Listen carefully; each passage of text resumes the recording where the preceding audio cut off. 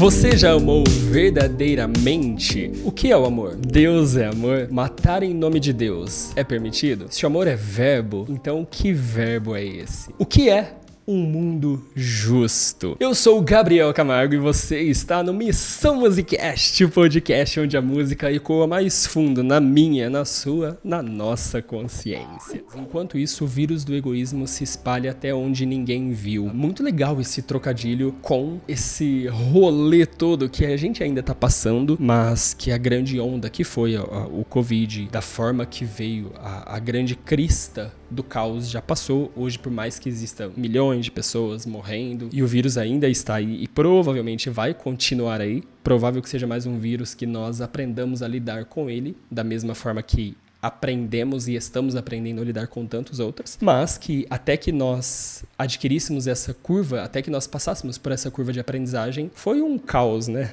2020 e 2021 basicamente foram 2 anos muito caóticos para nossa sociedade, né? Foi a primeira vez que nós aqui, da nossa idade que eu digo, quem às vezes é mais velho, até chegou a presenciar outras coisas. E aí ela faz esse trocadilho com o lance do vírus do egoísmo, porque é curioso pensar isso, né? O vírus do Covid, de alguma forma, ele tá aqui, a gente consegue lidar com ele tá mais às claras, digamos assim. Mas e o vírus do egoísmo?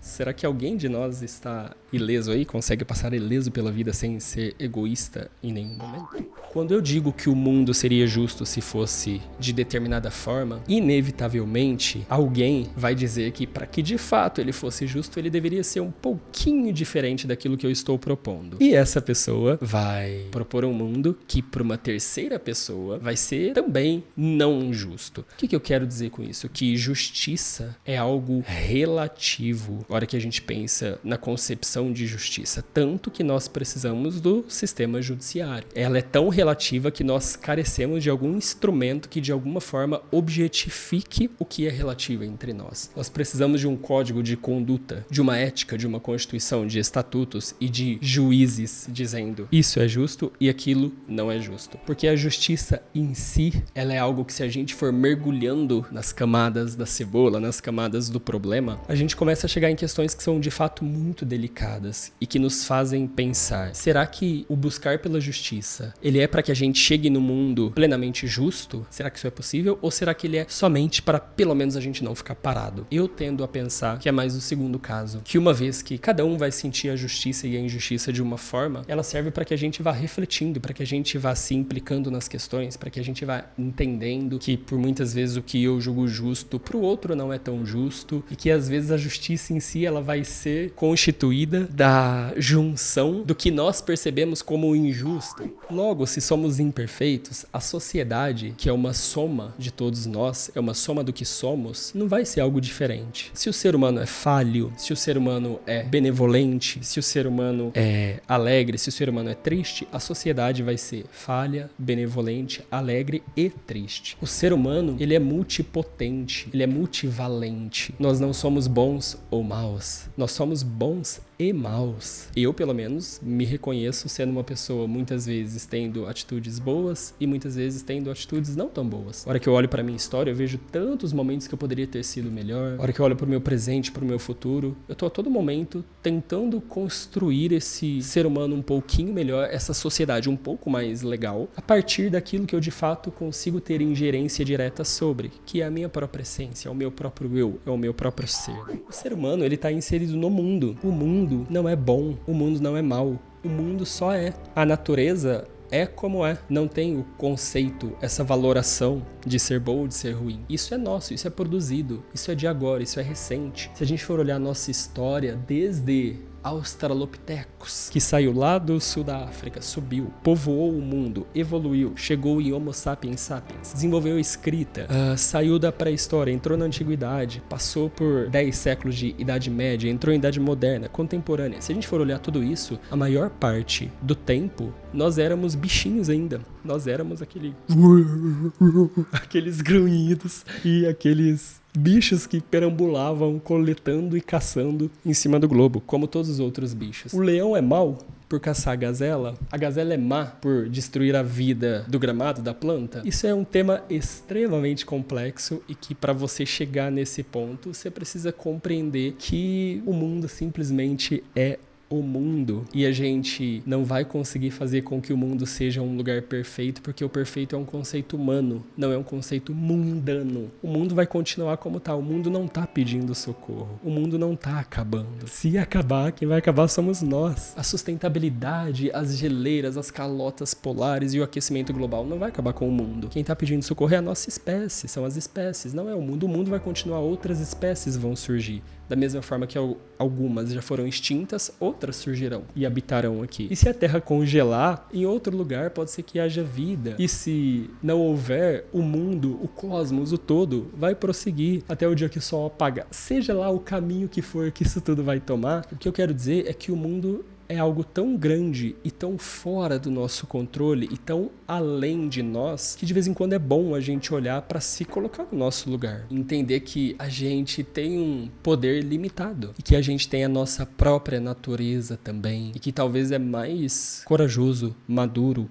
e com mais resultado olhar para nossa natureza, para o nosso interior, do que tentar apontar o dedo, sair pregando e querendo dizer como o outro deve ser. Entender que a água, ela é a chuva, ela é a bonança, mas ela é a enchente, ela é a tempestade, as placas tectônicas vão colidir e haverá tsunamis, que é a água também, que é rio, que alimenta espécies, que, entende? O mundo é muito complexo para ser reduzido a um conceito de bom ou mal. A música entra no trecho que o Emicida canta, que é o seguinte: coleção de complexos, disse que o amor é luxo, bang caro igual Gucci, onde tudo é sem nexo. Narciso quer seu reflexo em tudo que o reproduz, se afunda longe da luz. Nossa, achei muito interessante esse trecho aqui por duas questões, né? Primeiro, essa brincadeira de falar sobre marcas de luxo. Caso você não saiba, Gucci é uma marca de luxo, uma como tantas outras. Há essa brincadeira do luxo, do consumismo, enfim, de alguma forma, falando sobre tudo isso não ter nexo. Ou também dá pra gente refletir no sentido de conhecimento, a luz do conhecimento, né? Na hora que a gente pensa no conhecimento, com esse termo lá, cunhado no iluminismo, lembra de quando estava acabando a era medieval, a Idade Média, estava começando ali o iluminismo e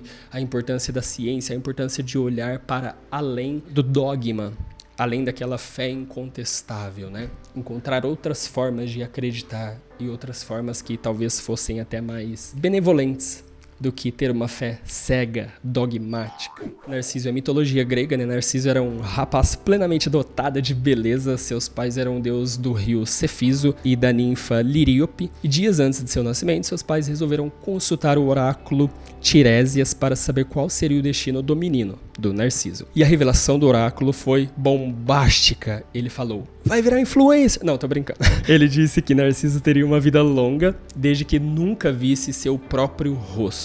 Narciso então cresceu e se transformou num jovem bonito de Beócia, que despertava amor tanto em homens quanto em mulheres. Toda a galera olhava e falava: caralho, esse aí fez a harmonização facial, hein? E ele era muito orgulhoso, Narciso, e tinha uma arrogância que ninguém conseguia quebrar. Até as ninfas se apaixonaram por ele, incluindo uma chamada Eco, que o amava incondicionalmente, mas Narciso a menosprezava. As moças, que eram desprezadas, pediram aos deuses para vingá-las. E aí, para dar uma lição ao Narciso, ao rapaz frívolo, a deusa Nêmesis o condenou a apaixonar-se por seu próprio reflexo. Encantado pela sua própria beleza, lá na lagoa de Eco, Narciso então deitou-se no banco do rio e ficou ali, olhando a água, olhando seu reflexo, se embelezando até se definhar e morreu. Porque não comia, porque não fazia nada, porque só contemplava o próprio reflexo. E Afrodite o transformou então numa flor chamada Narciso. O egoísmo é quando, munido da compreensão do meu egocentrismo, eu tento empurrar a goela abaixo do outro os valores que são meus. É quando, se eu tenho uma orientação política à esquerda, eu vejo alguém que tem uma orientação política à direita e quero que essa pessoa se converta para aquela fé política que eu tenho. É quando, se eu tenho uma orientação à direita, eu tento fazer o mesmo com uma pessoa que tem orientação à esquerda, emitindo juízo de valor que são cunhados a partir da minha essência e da minha vivência. É quando eu faço o mesmo com religiões. É quando eu quero acreditar em Jesus Cristo, só que eu quero bater na cultura egípcia. Ou é quando eu tenho uma cultura politeísta e quero bater numa cultura monoteísta. É quando eu não compreendo a diversidade tal qual ela é. Diversidade é conviver com os vários egocentrismos que compõem a vida em sociedade. Diversidade não é somente de gênero, não é somente de cor e de etnia. É esportiva, é religiosa, é política. Diversidade é compreender que eu sou somente um dentro do grande todo que é a sociedade ou que é o mundo.